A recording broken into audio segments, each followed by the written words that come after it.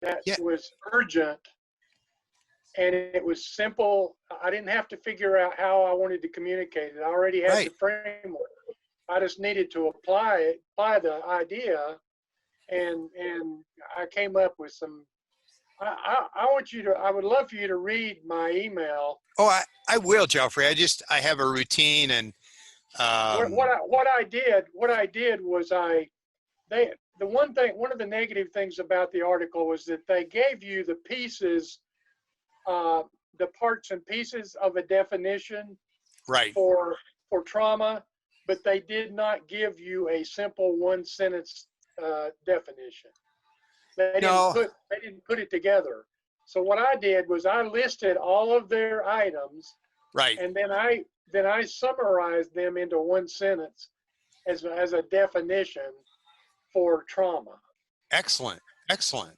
Okay, so when people look at this piece that I sent, they're going to say, we're going to.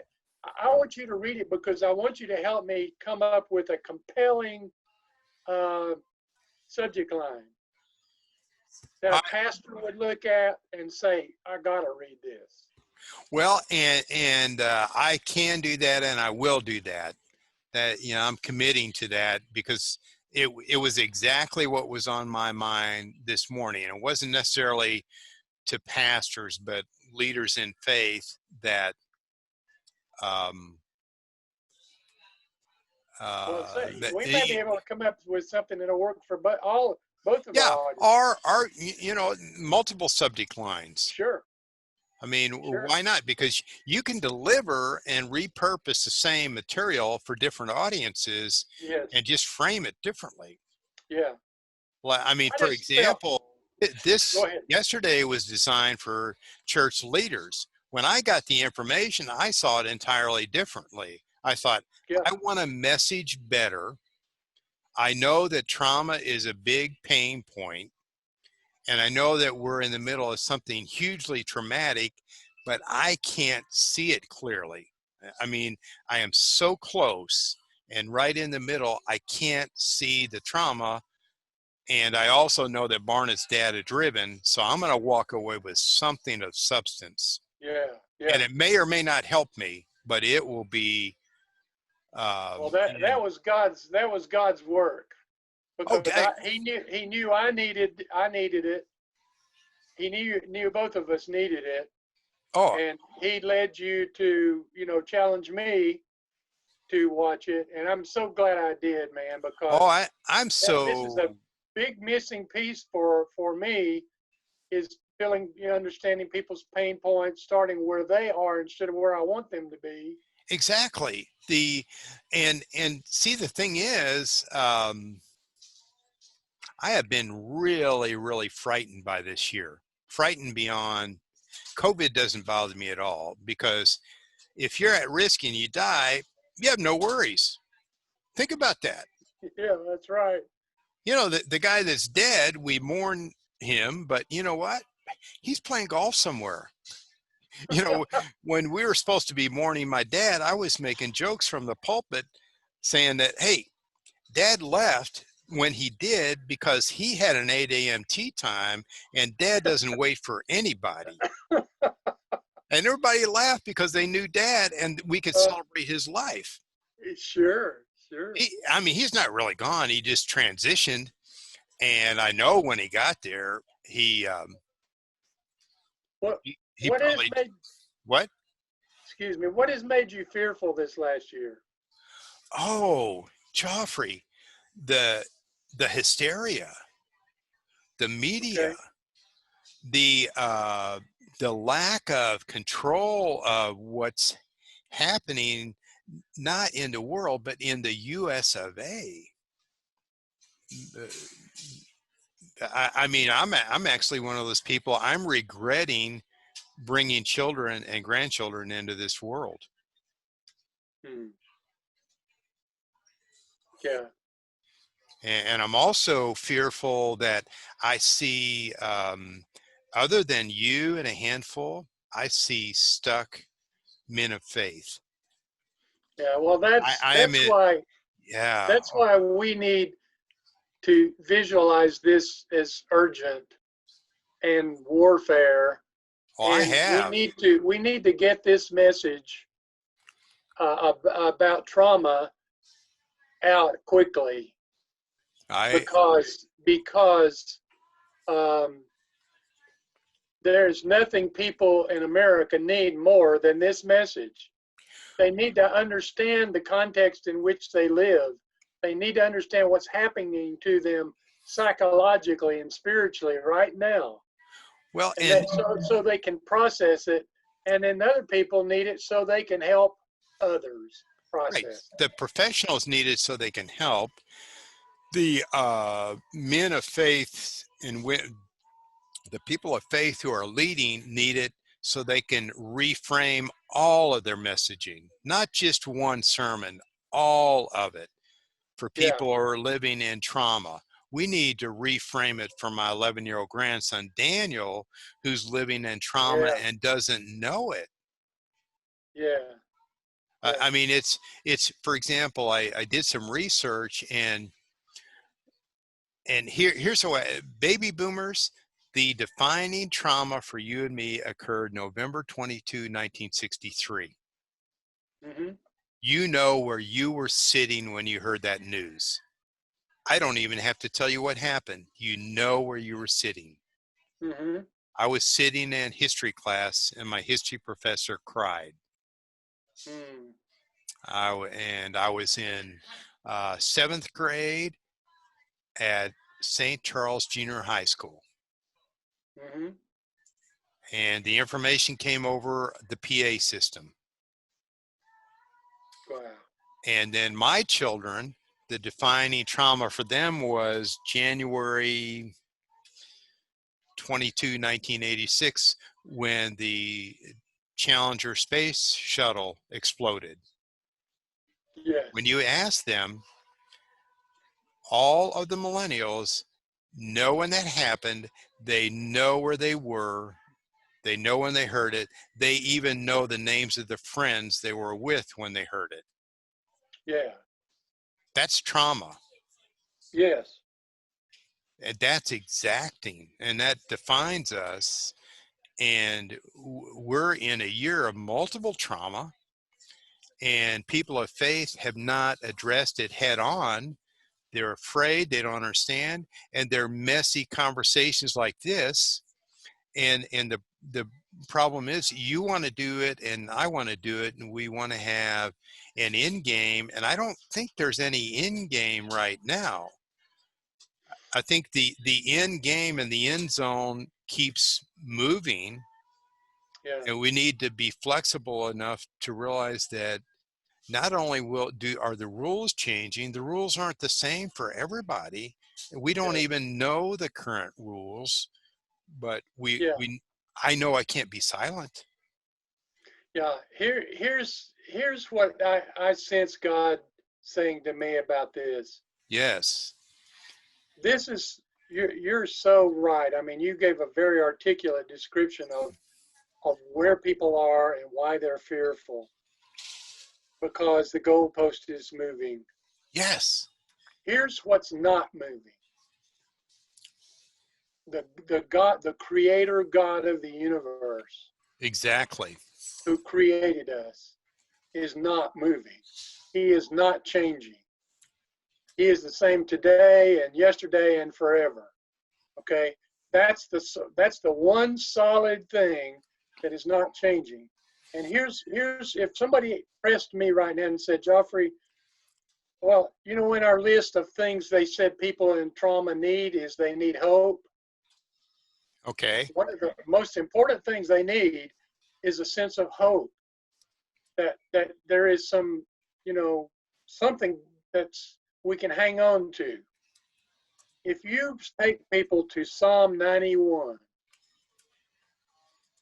and you say, Right. Okay. read Psalm 91, whoever dwells in the shelter of the Most High will rest in the shadow of the Almighty. I will say to the Lord, He is my refuge and my fortress, and God in whom I trust. Surely he will save you from the fowler's snare and from the deadly pestilence. He will cover you with his feathers, and under his wings you will find refuge. In his faithfulness will be your shield and your rampart. You will not fear the terror of night, nor the arrow that flies by day, nor the pestilence that stalks in the darkness, nor the plague that destroys at midday. 1,000 may fall at your side, and 10,000 at your right hand, but it will not come near you. You will only observe with your eyes and see the punishment of the wicked. And I won't go on with the rest of it, but if you take that one psalm, that changes the focus. Think on these things. Think this one thing. What is the one thing that's stable, that you can count on, that you can depend on? And all this change and all this flux, it's the God who created you, who loves you, who has a plan for your life, who cares about you, and who knows about this. Plague is not a surprise to him. No, and I don't think it should be a surprise to us anymore. And I was listening. I was just writing as you were speaking, because I added it to my notes here, because that was my feeling, almost my exact feeling, when I got the message to do a Bible study. And of course I had a lot of questions and didn't want to do it, but I was smart enough to realize that, well, we start tomorrow. That was very clear to me, because one of the first things in my thought process was exactly, you said, need a sense of hope. That was one of my first thoughts, is that regardless of how this looks on the internet, I'm going to give to my friends a sense of hope. And I never thought my mother would be included. And my first thought was, if nothing else, they'll think that this crazy old man has hope, and they can look to a crazy old man who has some common sense. There's something stable. Yeah, which is a scary thought when you think of me as stable. But that was my first thought. And then of course it's evolved. And then I don't know why I didn't think of this sooner, but I got the clear message, is that create these and film these from your professional page. I moved from my personal page and my professional page. Most people won't notice, because many people follow both, but on the professional page, I can promote and track. Good. And you may or may not be aware of this, but the first one I did there, I did it really hardcore, as hard as I knew how, with one message, and that is, read your owner's manual. Okay. I told my mom, this is going to be hardcore and direct. That's all I want to say. And she came on and she says, read your owner's manual. But right, boy. I took that one and I created the thumbnail, and I wanted the thumbnail to show her, because she's definitely what's called the talent. She's the draw in the trailer. But I also wanted to make sure God gave me the perfect image. It was right there. I saw it. I thought, I know how this works. I know the words go, and also know what the word should be part of her blessing. Yeah. So that when people come there, immediately they identify it with a person of faith, and they've got to be wondering, who is this silly old lady? You know what I'd encourage you to think about is, think about a question that you can give your mom, so she can reinforce. This will be simple. Okay, tell me. Reinforce the idea of she can say something like, we've talked about you reading your owner's manual, right, and how important that is. I would love for you to send me what your owner's manual tells you when you read it today? Well, you know what I'll do is because Just summarize it. no, I get it. For example,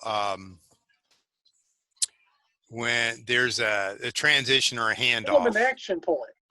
Well, no, I mean, there's a handoff, and I can do the handoff just differently, just asking her a question about the word of the day.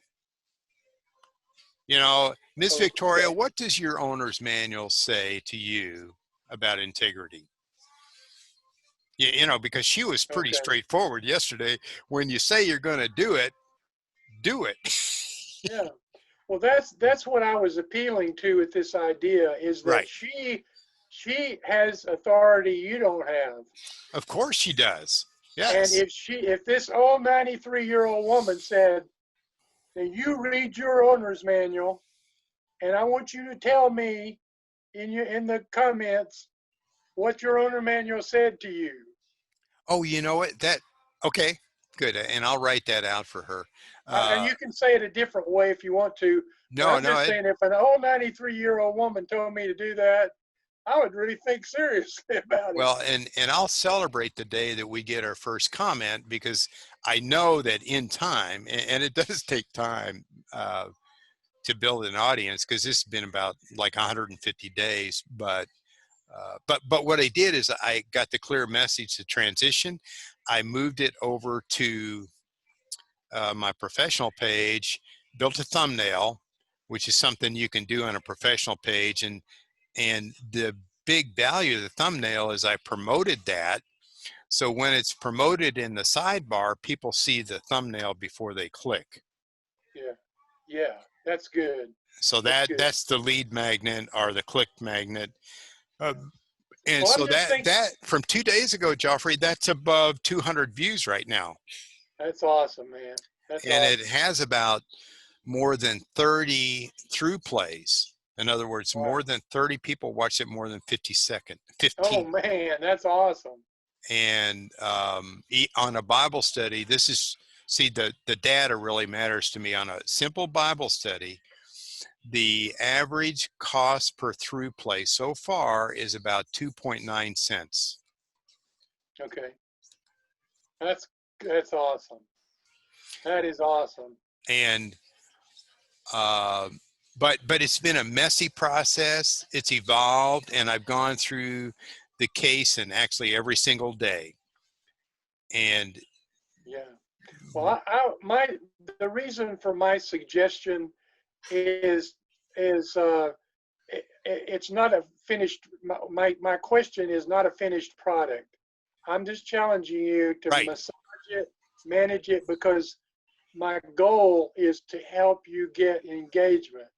yes, which is the goal. And Yes, if you can massage the question for her to make it very simple and easy, but still use her authority and right. her persona, to project, a challenge to the younger folks.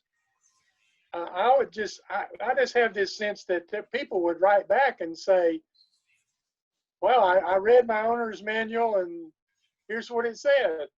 Because I will ask her, and we'll work with the words today. Just ask, Ms. Victoria, would you just be direct with your listeners and say, I want to hear what you have to say. What does your owner's manual say about, and then the word for the day. Yeah, I may even yeah, give the note card to her so she can hold it up. or give plant the idea with her and say, "How would you say this? Right. How would you challenge Well, people?" yes. So Yeah, she can put it in her own words and be exactly. more comfortable with But it. she is she's very coachable. It's That's pretty, awesome. it's That's all. pretty Well, I've amazing. noticed. And she's enjoying it. Every day, I mean, since we started doing it, I just mentioned one day, I said, Mom, you look good in color. Every day she makes real effort to wear something colorful. Yeah, Every single day, not three yeah, days a week, but every single yeah. day. And she takes her job seriously, Well, And people listen to her. She has authority oh, because of who she is and her age. She oh has authority that we don't have. no, yeah, and the and you know that is all a matter. The results are all a matter of following directions. And, and Geoffrey, I'm not good at that. I mean, I will clearly speak about my character. I'm not good at directions, and I procrastinate, and I am a human being full of fear. I mean, I've told you, Well, listen. I'm motivated mainly these days. I did some writing. I'm mainly motivated by the fear of at the end of the day, and I literally mean at the end of this day, I do not want to have the thought of I wish I had. I didn't want to have the thought of I wish I had invited Geoffrey to the Barna group, because if I invite him and if he doesn't come, that hurts my feelings. I shouldn't. I mean, Sure. that I shouldn't be dependent on your response, but but I don't want to end the day thinking I wish I had. That Sure. scares me a lot, because you That's can a end that's a your good life. motivator. I didn't want to end the day thinking I wish I had tried another health journey so I can get on the trampoline with Daniel. I don't want Yeah. to have um, Well, that message speaks to me because I identify with oh places in my life that I procrastinate, and I had never thought about the application of uh, this message to procrastination until today yeah when you oh mentioned. it's it So is now just. now you've got me. You've got me. But Geoffrey, see, that's a beautiful place to be. I started a playlist on this. I'm not comfortable with that was my first line in one of the videos. And when I hear that from you or anybody, I immediately get angry. Now, anger is generally my first response to everything. You want some ice cream, I get angry. But when I thought about it, I thought that's because that's a great coachable moment. It's a defining moment where a person chooses, do I walk through this discomfort or do I not? The person that walks through that discomfort has a coachable event. Yes. And the person who doesn't, they're stuck either for a long time or temporarily. And that's where I'm getting my thinking about Yeah. stuck and agile. On the days when I walk through that discomfort, I consider myself agile. There are other days where I look at it and say, sounds like too much emotional work. I'll go Oh out and yes. run a mile before I do the emotional work, right? Yes. Yes. Definitely. Definitely. Oh I man. think somewhere in your um, brand, think about using the word unstuck, Right. because That's that's what we're talking about here. That's that's the that's the pain point that I feel sometimes, that everybody feels. I'm stuck. well, the um in writing today I was trying to define, a lead magnet. A lead magnet is you see it, you respond to it, you click on it. And so in all the years I've been writing, I how to get unstuck in 30 days. How about the road to unstuck? Yeah. I'm thinking about how about a video, the road to unstuckedness, because I used that term once in a video and it flowed right out of my mouth. And that would And go that would go right into my religious audience really well. That sounds like a biblical term, yeah, unstuckedness. Just a minute. The road to unstuckedness. And you can take off on uh, that idea. Um, So many different directions. gosh, yes. I mean, it could be,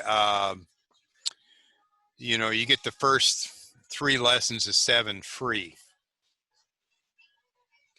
Because see the concept you shared with me today, actually the stories and the feelings behind the stories are huge, because when you can take something like casein and you use it so that you're not in stuck mode, and you use it successfully, and the finished product is not perfect, maybe not even excellent, because none of that matters.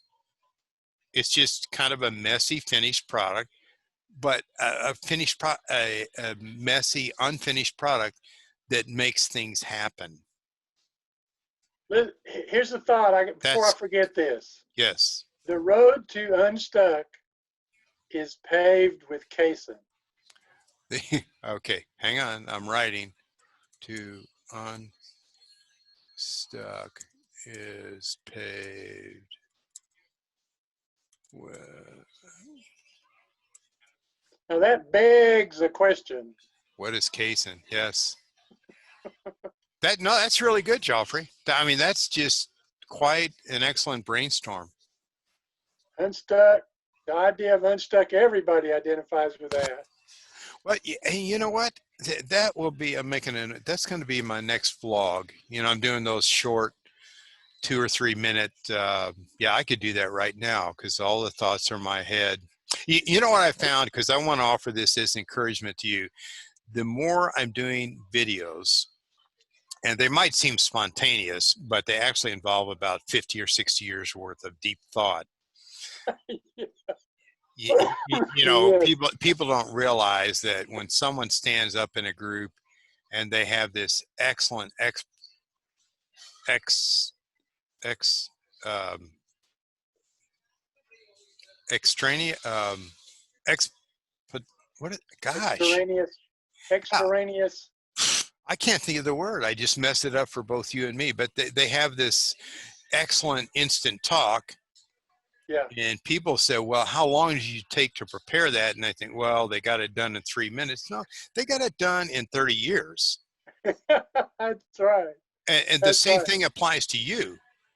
That's When right. you start, and it's just the tools, getting comfortable with the phone and the video and looking at yourself, and also getting comfortable with producing something, realizing that there are 4 to 5 clear mistakes or things you wish you'd done differently or better, and realize that Sure. that is just the way live video works. You Mm-hmm. will look at everything you produce and you will have some thoughts, I wish I had, but now I have the thought, I'm glad I did. Otherwise I would have the thought, I wish I had. That's right. I mean, I'm not going to die with my music inside of me. I Yes, sir. two You or three know, years ago I may have, but not today. yeah. Think about, for your blog, you could ask the question. Um, the road to unstuck is paved with dot dot dot, Yeah, right. See, and Geoffrey, and just go back and think about all the things. Maybe there's a list of 10 things that's you can come up with that would really be meaningful.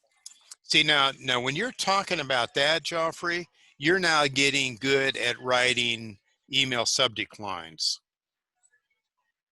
Well, I have a good coach. No, I mean, think about this when you write an email about trauma. Um, the trauma of 2020 will destroy you. So that's the way Carrie writes, the trauma of 2020 will destroy you. Then you open it unless you take these 6 steps. Isn't that how he writes? Because he uses the Yes. fear first, the trauma of 20, whoops, how do you, 2020 will destroy you. Unless, and then unless dot, dot, dot. Right. Well, but the I have written that because he wrote a really good piece on subject lines. He wrote a blog said hate sells better than love, something like that. And then he explained why. And then he also explained his dilemma. He wants to sell, but he doesn't want to sell to hate. So he uses, I don't know if there's a term for it, but he does exactly what we just did. The trauma of 2020 will destroy you and your church unless, and Yeah. then according to Donald Miller, you just opened a story loop and you must close it. It's clickbait. It's also Yes. why people used to buy those crazy magazines in the checkout counter that Brad Pitt and somebody have an alien baby. You know it's not true, but you pick it up to read it anyway, right? Yes. I mean, think about Yes. the videos you click on Facebook and you wish you hadn't because you waste the next hour going down a rabbit trail of Yes. useless junk. But you can use that same psychology for good. And Kerry does that really well. Yes. His subject Yeah. lines, I'm learning a lot from him because based on the reading you've done, reading blog posts and emails, you just created a great subject line. Whether you, Mhm. yeah, Yeah. the trauma of Yeah. 2020 will destroy you and your church unless dot, dot, dot. And then it begs to That's be opened. That's compelling. Yes, it is. And it sells the negative to promote the positive. Gosh, that's a good quote. Yeah. Yeah. Hey man, we need, I'm going to, This is good. I'll give you feedback on your email. I just haven't don't open my emails. I open them twice a day. I open once at 11:30. Okay. The, but, and then Well, I'm going to finish. thank you. What? Thank you for the challenge. Thank you for the Yes. challenge because I needed that piece. I think everybody needs that. Oh, Everybody needs that right now. Everybody needs the message of that seminar. I oh, mean, I was so excited when it was over. I took a full page of notes. Then you sent me your notes. right. So I thoroughly read your notes more than once. And then I read back through my notes. And then I kind of I thought to myself, how can I summarize this? Right. And then Kazan came to my mind. Well, and the beauty of it is you then created a one sentence definition and Yeah. then that for future thinking and future messaging that then becomes a working tool. Yes. Yes. I mean, I think when people read what I wrote down there, uh, they will, it'll be easy for them to, it'll start the wheels turning, first of all, for them to think about something they haven't thought about before. And then that's what translates into people getting excited about a different new message. Yes. Just like I am right now. I'm excited about this message because it's new and I know it will impact people and I want to share it. Yes.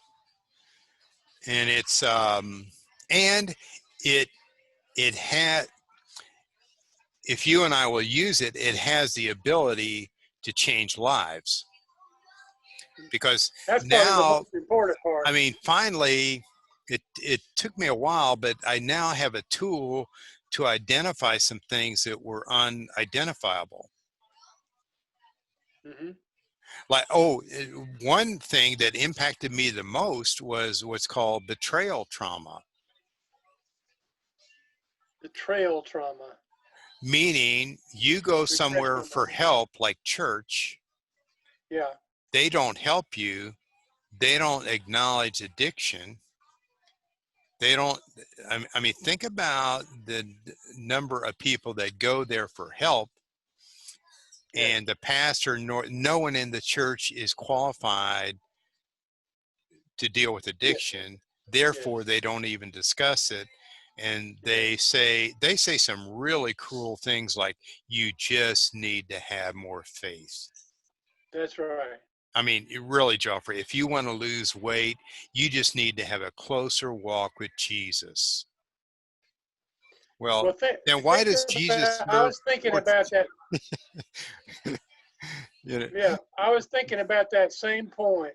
Um, you're talking about pastors who, in many cases, have never experienced addiction. Right, They've never experienced it. They don't know what it's like. Now, you take somebody like yourself, you understand it intimately.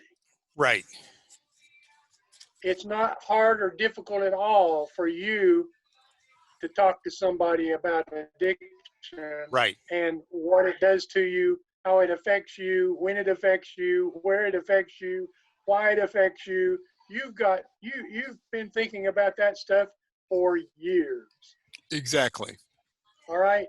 So it's not realistic to expect a young pastor who has never experienced addiction to have the knowledge Right, and insight that you have with it. And you're not a pastor, but right, you know much more about it than he probably will ever know, right, right? But that's not an excuse. I'm not using that as an excuse for a right. pastor. He's in a role where he needs to know more about it. He needs to take seminars like the one you and I just took so he can define it and have a solution for people to guide them and show them what the next step is. Well, and one thing that the